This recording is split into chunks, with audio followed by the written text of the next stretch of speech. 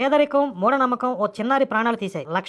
లక్ష్మి కూతురు భవ్యశ్రీ 8 సంవత్సరాలు brain tumour తో బాధపడుతుండగా సర్జరీ చేయాలని వైద్యులు చెప్పారు. అలా చేస్తే ఆమె బతకదని పేరెంట్స్ భయపడ్డారు. ఆదూరిపల్లి చర్చిలో ప్రార్థనలు చేస్తే నయం అవుతుందని కొందరు చెప్పడంతో 40 రోజులుగా ఉపవాసం ఉంటూ ప్రేయర్స్ చేశారు. చివరికి భవ్యశ్రీ చర్చిలోనే ప్రాణాలు విడిచింది. ఇదేదో దురదృష్టవశాత్తు జరిగినటువంటి మరణం కాదు, ఇది మత మార్పిడి ముఠాలు, క్రైస్తవ మాఫియా చేసిన హత్య.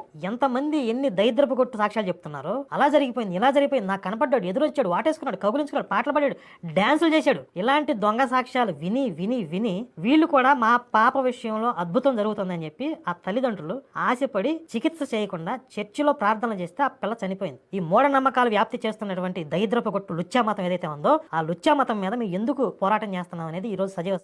ఒక దొంగ పాస్టర్ అమాయకమైన క్రైస్తవుల్ని ప్రజల్ని ఎలా మోసం చేస్తున్నాడంటే చాలా దారుణంగా మోసం చేస్తున్నాడు. చచ్చిపోయిన తర్వాత శవాల గదిలో పాడేస్తానంట, ఆ శవానికి వెళ్ళి ప్రార్థన చేస్తానంట, ఒకటో రోజు ఇంటికి వచ్చారంట, రెండో రోజు లేచి కూర్చుందంట, మూడో రోజు వెళ్ళి పక్కింటి దగ్గర కూర్చుందంట, నాలుగో రోజు పోతున్నదంట, ఐదో రోజు చర్చిలోకి వచ్చి సాక్ష్యం చెప్తుందంట.